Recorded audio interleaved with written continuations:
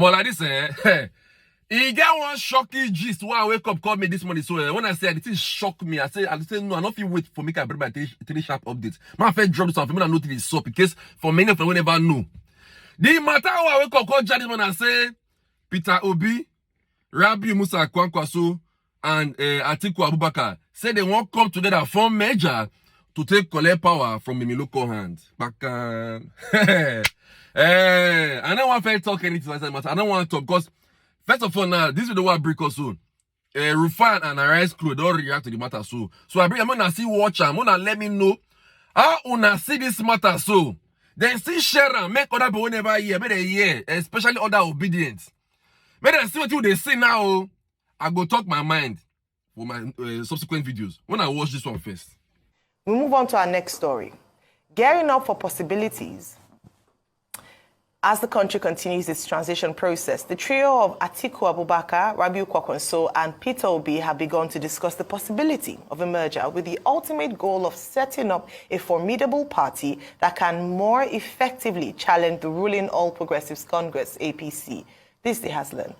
The meeting of these three political leaders, which had been going on for a while, it was gathered, started with the one between Atiku, the presidential candidate of the People's Democratic Party, PDP, and Kwankwaso, the presidential candidate of the New Nigeria People's Party, NNPP, at the last presidential election.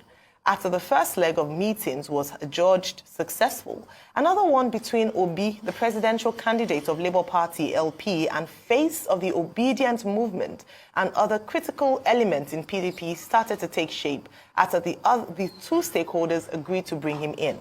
The discussions, which were said to still be at the preliminary stages, had been hinged on two pillars.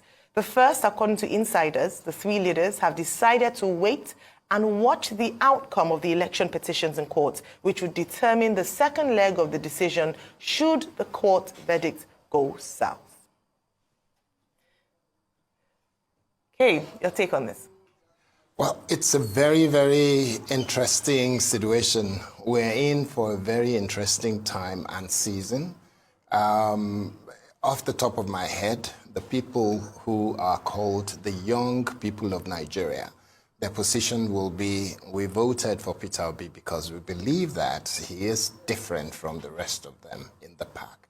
That we supported him because we believe that he's going to do something different.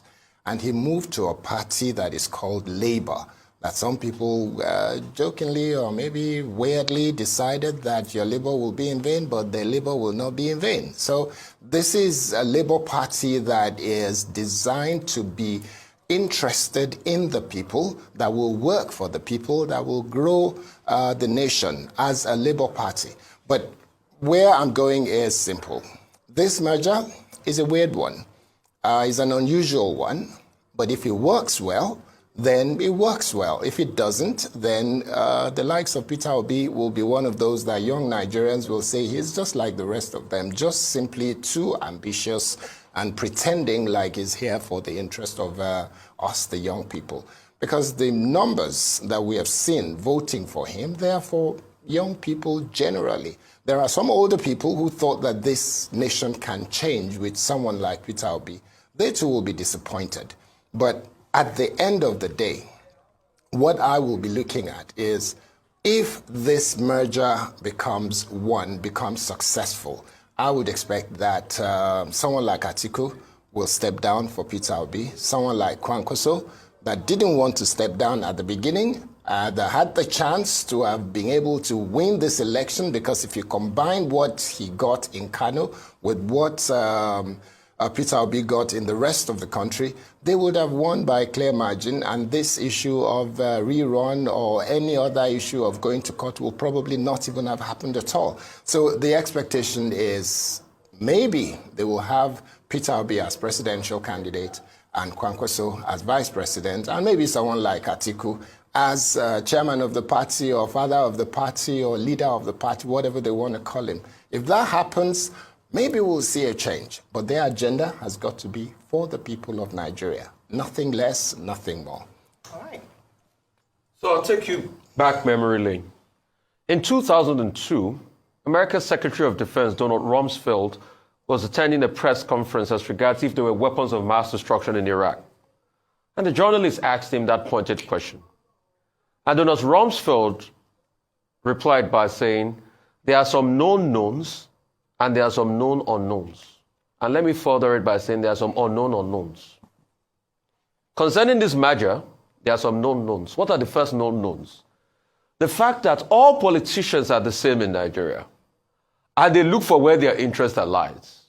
And when their interest lies, they can coalesce. So it's never a deep feeling on animus between all of them. I'll give you an instance. Prior to this time, Bola Ahmed Tinubu was not ready to do a deal with Buhari. But when he saw that their interests could align, it could be his path to presidency, they coalesced, they did a deal together. And they add some flickerings of PDP into the deal and APGA. They formed the APC. That's a known. So for a deal like this being on the table, it is possible it can happen. It's a known. Because all their interests are coming together. And please, don't be too emotional about politicians. They are all the same. I kid you not. The same Kwankwaso that at first went to meet with Bola Tinubu once the administration started. I'm sure probably because he didn't get a good deal there. So the next thing, he looks for another bidder. Pure and simple. Everybody does it. The same Alhaji Atiku Abubakar, that was at some point very good allies with Muhammadu Buhari, ran against him in 2019. So why do you hold politicians to heart so much? Those are known knowns. Known unknown will be, we don't know how this will pan out.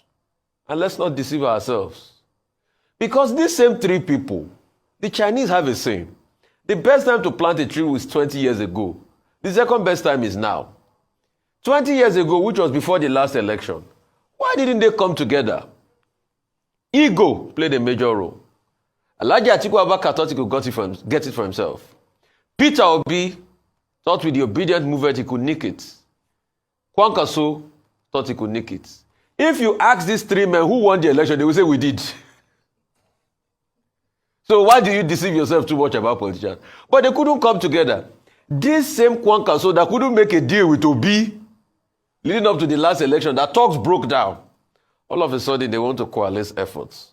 So we don't know how this will pan out. We don't know who they are going to put forward as president.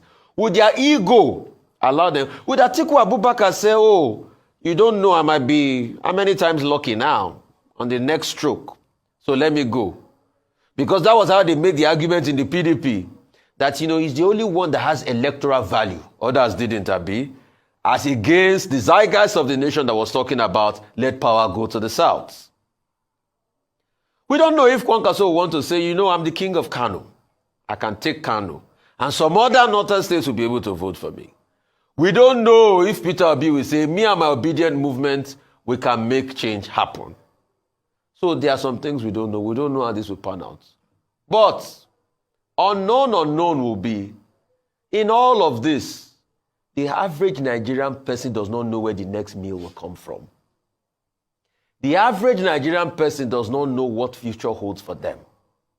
The average Nigerian person does not know what will befall his fortunes.